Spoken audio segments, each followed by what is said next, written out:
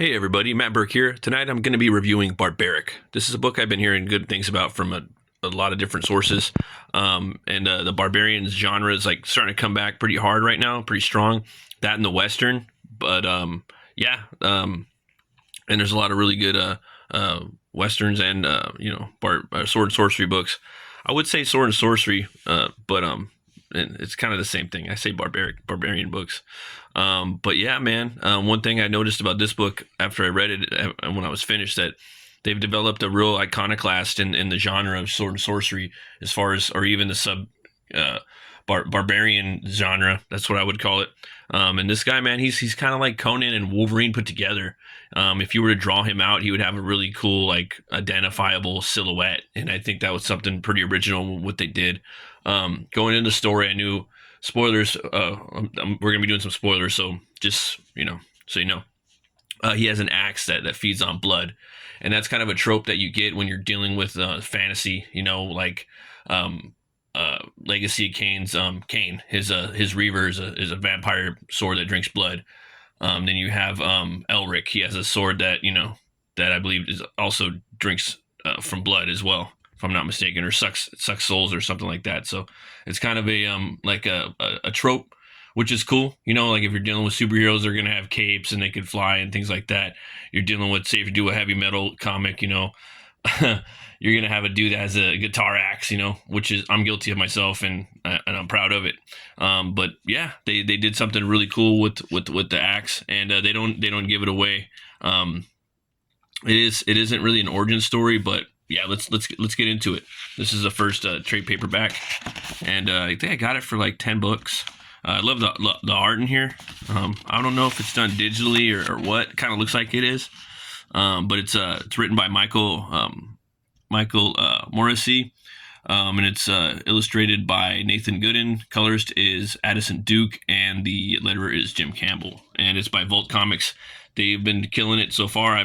This is the second book that I've read by them. The first one was the Death Stalker, and they're going to be doing a crossover with that. And that was it was pretty cool. I should have if the review's not up right now, it should be. But it starts out right here. I think that the intro is for this is pretty much perfect. The way that they introduce the character in the world, it's very spot on, and I think they just pulled it off really cool. The art's just awesome, man. It kind of reminds me of a little bit of Kenneth Roquefort here and there. Little bit of maybe a little bit of Capullo here and there.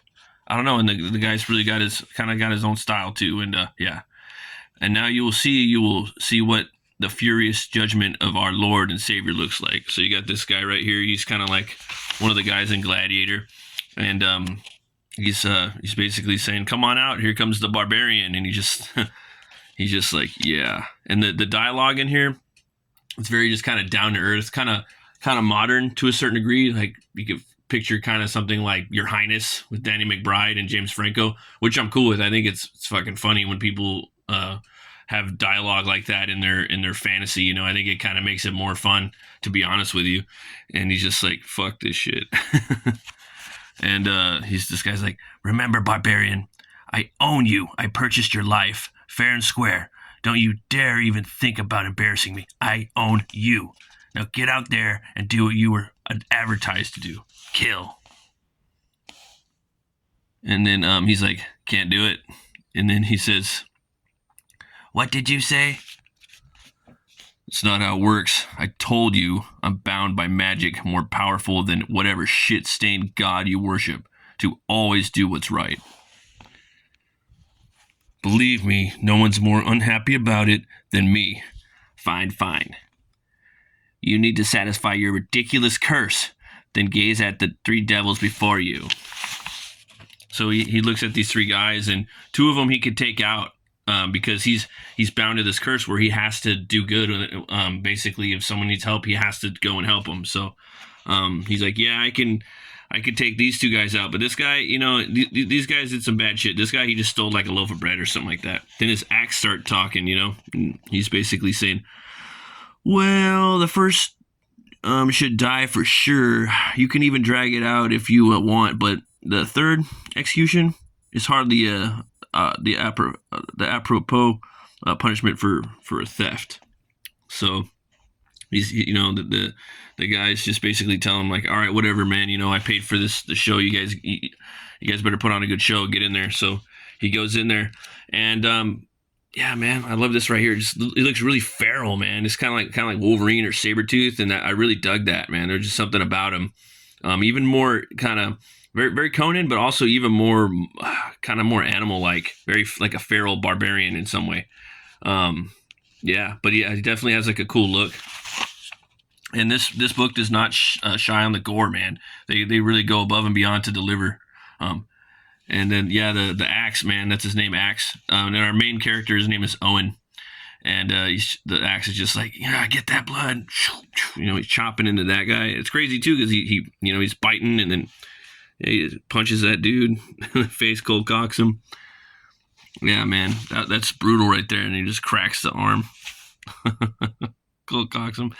Yeah, just cutting him down, and I can see why this kind of goes into the goes pretty good into the Deathstalker, or at least the Deathstalker verse is gonna kind of come into here. I like how there's different, like you'll have goblins and looks like elves and stuff like that. Like they're just chilling, like everybody's just kind of wandering around. Maybe pig monsters.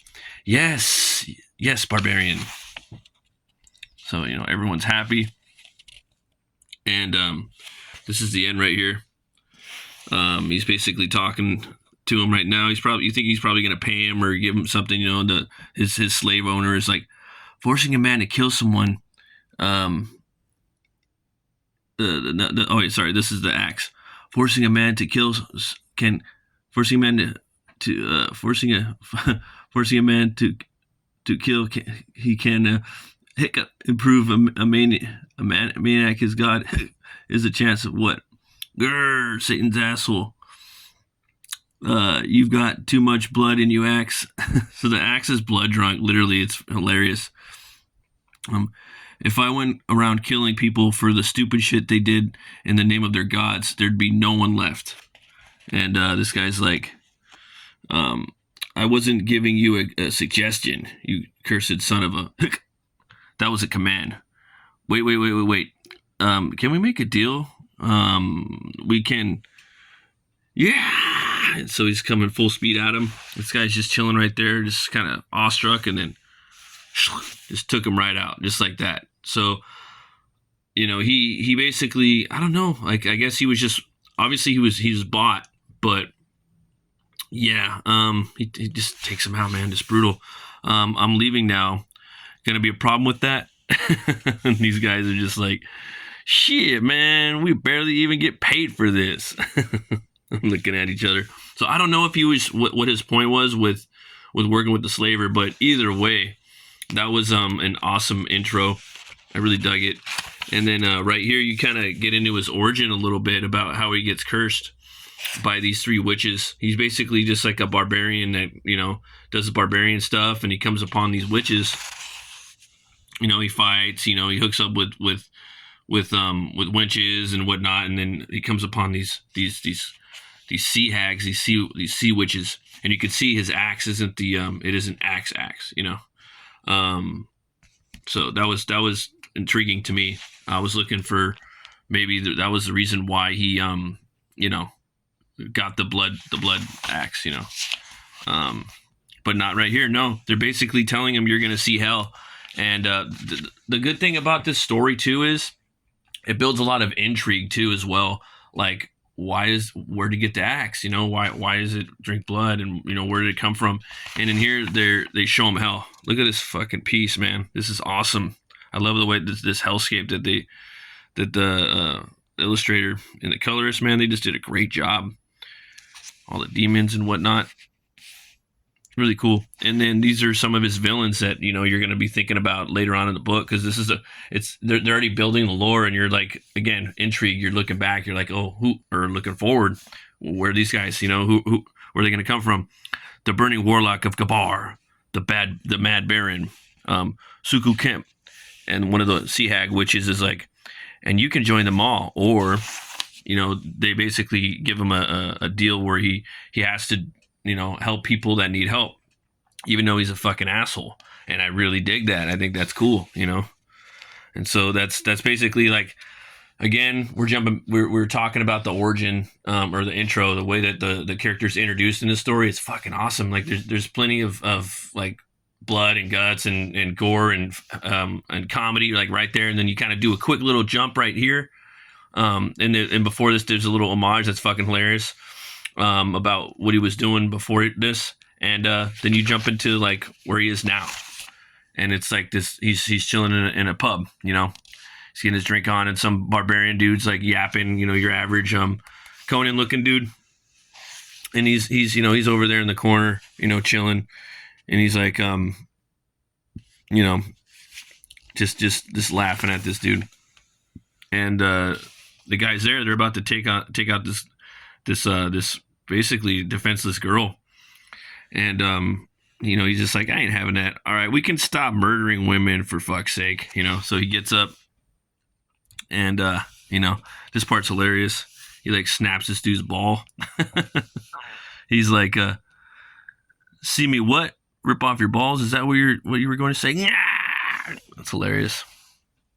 And yeah, this book's just filled with comedy, just like stuff like that. The dialogue's hilarious. Again, I've talked about no fat. Like, this book has no fat on it either. It's just a straight up page turner. You'll just keep going and going and going. That's why I can see why everybody reviewed it. Like, yeah, just I know a bunch of different people too. Like that aren't even into this. Like, I know like a comic book store owner. He's not even into this shit. Like, he doesn't even like sword and sorcery, and he read it and he thought it was hilarious. So yeah, this killer action. You come to find out this girl, she's actually like a mage, and she's been through hell. Yeah, this killer action, and they end up that's one of the chapter ends right there. There's this crazy like you know, snake looming in the background. There's this cloud demon, this gigantic snake, and they're basically gonna have to travel there. Yeah, chapter 2. And this book almost kind of made me feel like I was watching some old like Hammer film too. In some ways, I thought that was cool, like that they added that to it. This is chapter 2, and they're going to this monastery. You know, he's they're getting used to her. She's getting used to him. You know, they kind of have a little like understanding about working together, and he has to help her. You know, she needs his help, so they're gonna go there. You know, right here. Have you met the ignorant lot we're surrounded by? Nowhere is safe from evil, but I need axe to sober up. Now, witch, my name's Soren. Thanks for asking. Okay, Soren. What were those devils popping out of the ground back there, and how did we get rid of them? She says, I can tell you everything I know, or better yet, I can show you. Whoa, he says. How about you paint a picture with your words, not your dark power? And then the axe is like, excuse him, sorcery makes baby a little jumpy.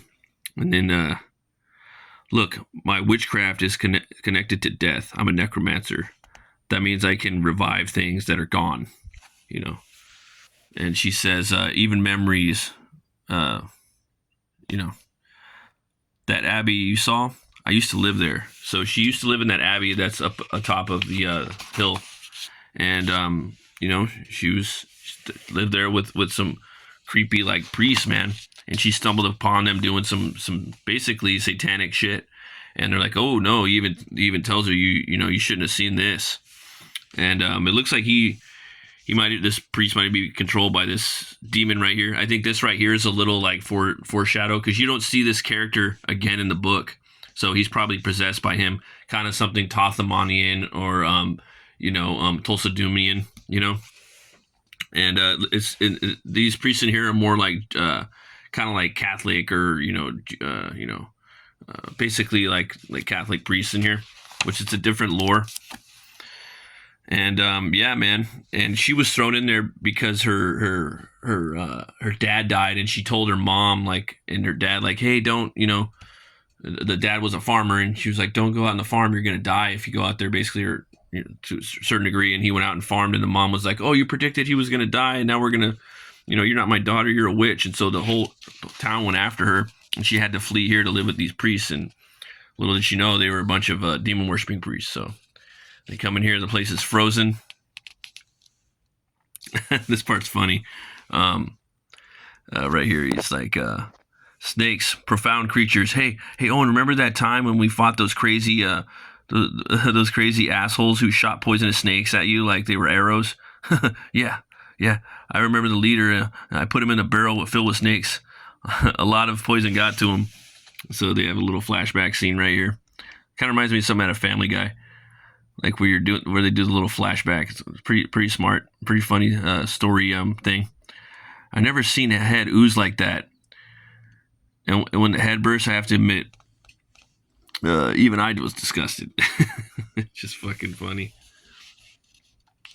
Yeah, man. So they're going through here. They find a hole inside of the back of the abbey. Then they travel down deep. I thought this was pretty cool that the axe is a torch, so he could lead the way.